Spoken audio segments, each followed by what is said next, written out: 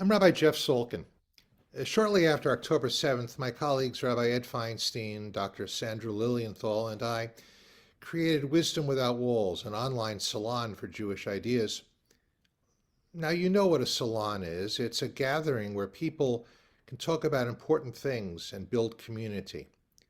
That's what we did on a twice a month basis on Zoom. We bring Jews together to enter into conversation with the most significant Jewish thought leaders of our time. We've hosted Rabbi David Wolpe, Abigail Pogrebin, Rabbi Yitz Greenberg, and Yossi Klein Halevi. We've welcomed Vanessa Hidary, the spoken word artist, Michael Kimmel, who's talked about the origins of the toy industry in America, and Peter Himmelman, the singer-songwriter and activist.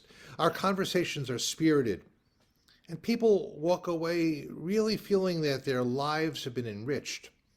They feel a genuine connection with each other and with Judaism. We hope that you will consider becoming a partner in what we're doing so that all of us together can continue to enrich Jewish life.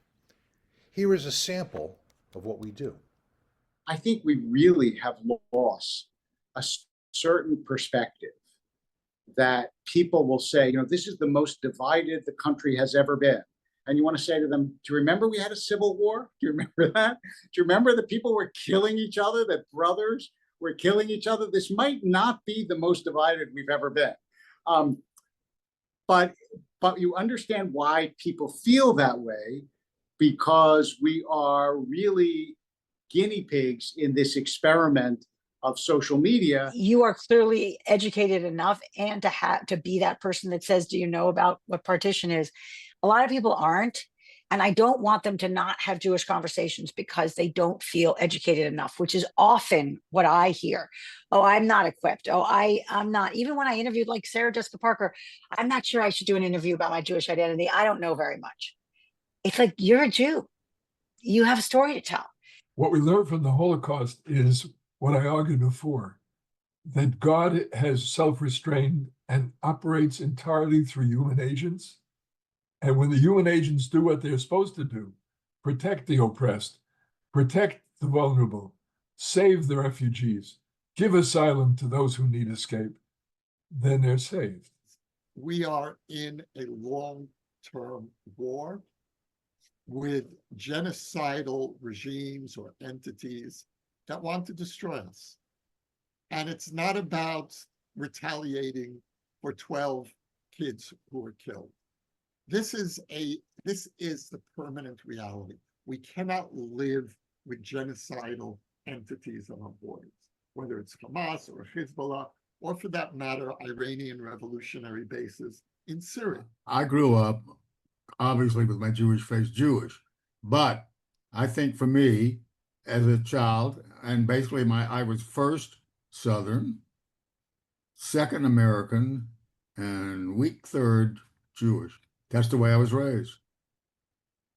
So coming into my adulthood, I began to realize there was something terribly off about that, and I wanted to explore it. So I did. My basic thesis is that anything that has the term modern in it, like modern orthodoxy, is just as challenged as Reform Judaism and Conservative Judaism. Now, obviously, there are forms of orthodoxy that don't pretend to respond to modernity, and they are probably more insulated from the dynamic that I'm describing. But precisely because they're more insulated from that dynamic, they're probably also not going to present a very useful response to the digital age. Batman, Bruce Wayne, is the only character whose religion is quite clearly not Jewish.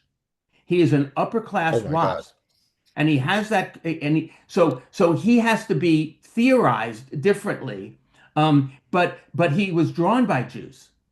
I was led out of the most miserable 7 years of my life, largely by the light that Jewish people shone upon the world. And for that, I'll be forever grateful. And I believe forever in the debt of not only Jewish people, but the tenets of Judaism that drove that inspired them to be the lights that they were. A public school Reform Jew, my Judaism sat stiff in my abdomen like a stuffed hunting trophy, while yours was plated raw, all veins, blood, and prey. I would hold my breath until we passed, terrified a boy from my school might think it was funny to grab the kippah off your head. I didn't know if I'd be able to defend you. Would you recognize I was one of you? I'm a Zionist, 100%. I support Israel.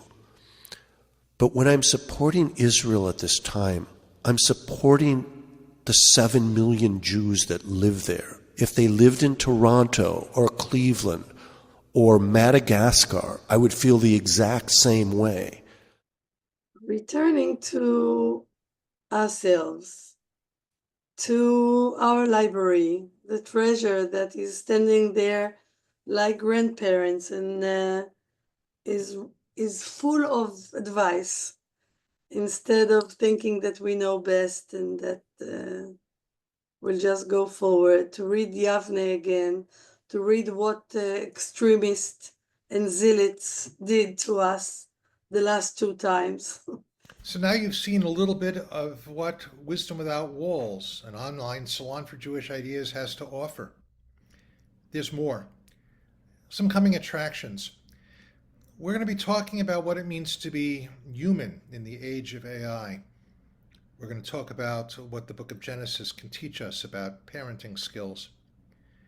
We're going to have an open discussion about why Jews normally don't eat pork unless it's carefully hidden in Chinese food.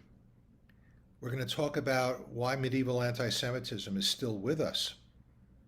And we're going to talk about why the Jewish world is so divided and how we can heal it. And we're going to welcome, once again, Rabbi Yitz Greenberg, the senior theologian and thinker in the Jewish world, as we celebrate the publication of his new book. And did I mention the fact that on the second Shabbat of every month, at 9:30 in the morning, Eastern Time, we have Torah study with ancient sources and modern insights. And we have students from all over the world who participate, and you can do that as well. We hope to welcome you into everything that we do. So let's talk. Let's make it happen. Shalom.